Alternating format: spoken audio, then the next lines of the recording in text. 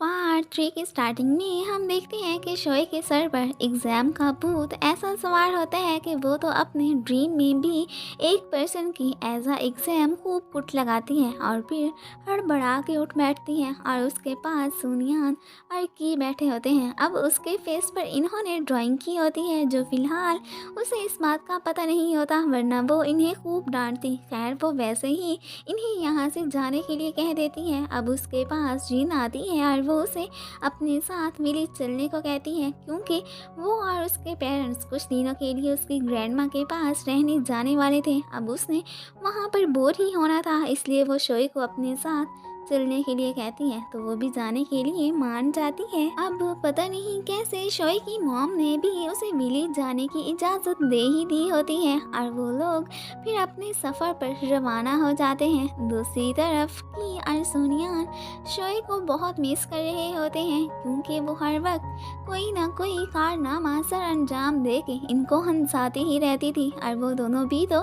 उसकी शरारतों को खूब इंजॉय किया करते थे। उधर वो लोग भी विलेज पहुंच ही आए होते हैं और यहाँ पर आकर तो शोए काफ़ी खुश होती हैं। अब यहाँ पर कोई टॉयलेट नहीं थी, तो जिनके डैड ने ग्रैंडमा के घर में स्पेशल एक टॉयलेट बनवाई थी और वो सब लोगों को वही दिखा ही रहे होते हैं कि तभी एक आदमी का नकली दांत उसमें गिर जाता है। सब लोग इस बात पे हंसने लगते हैं और शोए जिनको भी वहाँ सबको ज्वाइन करने का कहती है, लेकिन वो नहीं जाती और वो इनसे पता नहीं क्यों घुल मिल भी नहीं रही होती। दूसरी तरफ शोए के लिए बुक्स खरीदने की और सोनियान एक शॉप पर आए होते हैं। यहाँ पर सोनियान की से ये बात शेयर करता है कि मैं तो उसके अब्रॉड जाने के हक में नहीं हूँ कि कहीं वहाँ जाकर वो हमें भूल ही ना जाए, तो कि उसे इस बात की टेंशन ना लेने को कहता है कि ऐसा कुछ नहीं होगा और साथ में उसे छेड़ता भी है कि एक दफ़ा मैं तुमसे 2 महीने नहीं मिला था तो तुमने भी तो मुझे मिस किया था, तुम मुझे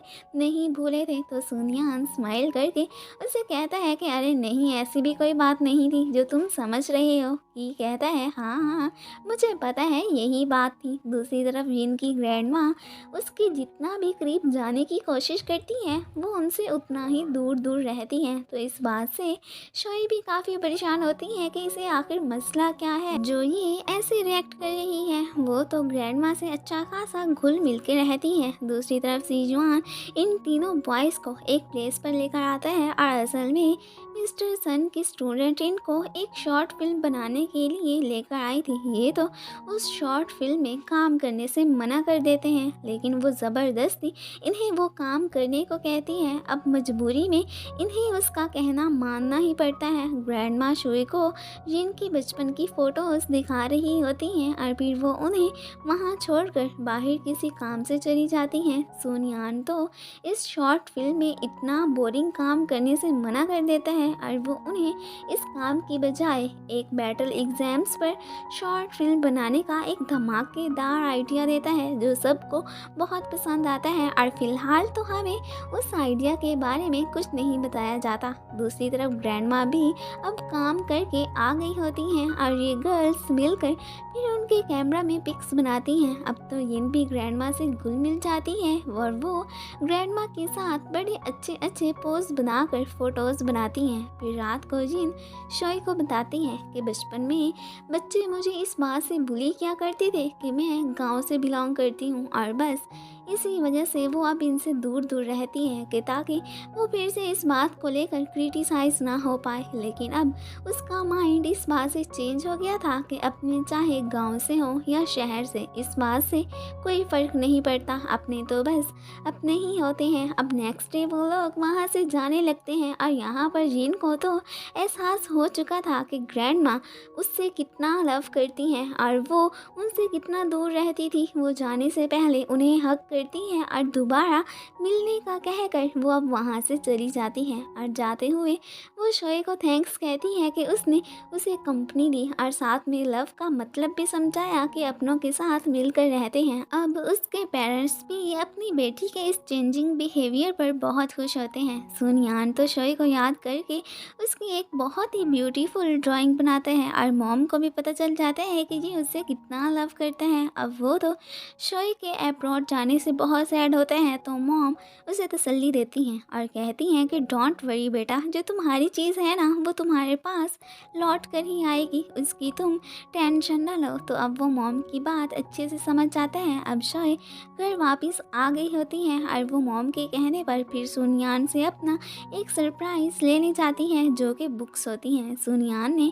उसके एंट्रेंस एग्ज़ाम की तैयारी के लिए बुक्स लेकर रखी होती हैं ताकि वो इजीली उसे पास कर सकें। और यहाँ पर वो उससे सैड होके कहता भी है कि मैं तुम्हें वहाँ जाने से रोक तो नहीं सकता, लेकिन हमें वहाँ जाकर भूल मत जाना। तो वो भी उसे अश्योर करवाती है कि मैं तो कभी भी तुम लोगों को नहीं भूलूंगी। उसकी ये बात सुनकर सुनियान के फेस पर स्माइल आ जाती है और वो प्यार से उसके सर पे हाथ रख देता है। उसे ये करता देखकर तो शोए भी एक क्यूट सी स्माइल करने लगती है। फिर हमें एग्जीबिशन का सीन दिखाया जाता है जहाँ पर सब लोग क्या मुंह की शॉर्ट फिल्म देखने आए होते हैं। अब सुनियान के प्लान के मुताबिक इन्होंने बोरिंग काम के बजाय एंट्रेंस एग्जाम से फाइट की थी और वाकई में हमारे हीरो का ये आइडिया कमाल का था, सब लोगों को बहुत पसंद आया था। अब घर पे सुनियान की मॉम उसके लिए खाना बनाती हैं। अब अक्सर डैड ही कुकिंग क्या करते थे तो वो जानता था कि ये मॉम का खाना कोई मज़े वाला नहीं होने वाला है। तो फिर ये दोनों बाप बेटा कोई बहाना बनाकर वहाँ से खिसकने की करते हैं। उधर हमारी क्यूट सी शोए भी बस आराम करने में मसरूफ़ होती है। उसे कोई काम धंधा तो होता नहीं है क्योंकि मॉम उसे कोई काम करने ही नहीं देती है। दूसरी तरफ वान अपनी मॉम को मेडिसिन दे रहा होता है और यहाँ पर हमें पता चलता है कि उसकी मॉम की सुनियान की मॉम के साथ नाराज़गी है क्योंकि बहुत साल पहले जब वो एक ही कंपनी में काम करती थी तब उन पे एक चोरी का इल्ज़ाम लगाया गया था और जब उन्होंने सुनियान की मॉम को अपने फेवर करने को बोला था तो तब मास्टर ने उन्हें इनकी हेल्प नहीं करने दी थी, तो इसलिए वो उनकी फेवर नहीं कर पाई थी और इसी बात पर वो आज भी काफ़ी दुखी होती हैं। अब नेक्स्ट डे उनके सिटी में एक वायरस के केसेस बहुत हो चुके होते हैं। मीन आप इसे कोरोना वायरस ही समझ लें। टीचर भी सारे स्टूडेंट्स को थोड़ी एहतियात करने का कहते हैं कि क्राउडेड प्लेसेस से दूर रहना। अब की को फीवर होता है तो टीचर फिर उसे हॉस्पिटल में ले जाने लगते हैं। अब शोए उसके लिए काफ़ी फिक्रमंद होती है तो वो भी सुनियान के साथ उसे देखने जाने लगती हैं, बट आगे से